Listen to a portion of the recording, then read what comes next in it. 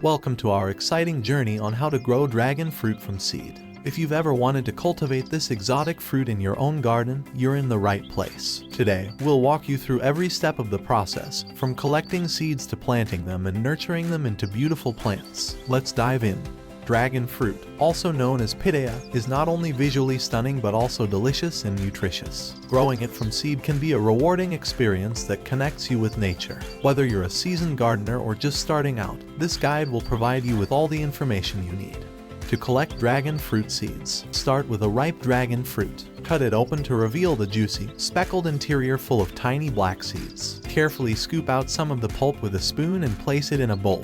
Next, to separate the seeds from the pulp, use a spoon to mash the pulp and rinse it under running water using a fine mesh sieve. The water will wash away the fruit, leaving you with clean seeds. Then spread the seeds on a clean paper towel or plate. Let them air dry for 24 to 48 hours in a cool, dry spot. Once they're completely dry, they're ready for planting.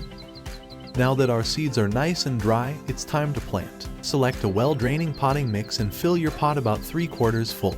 You can use a well-draining soil mix, ideally one that is slightly acidic. A combination of sand and compost works well. Spread the dried seeds evenly across the surface of your prepared soil. Remember, they need light to germinate, so don't bury them too deep. Just a light sprinkling of soil on top will suffice.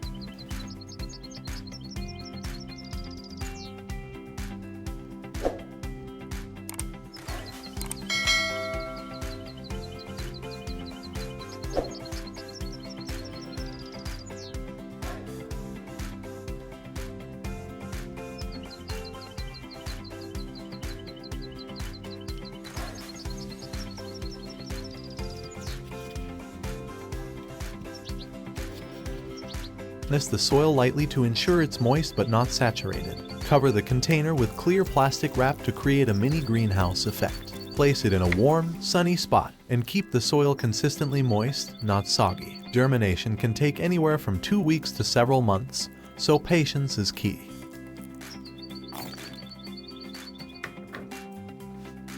Don't forget to label your container.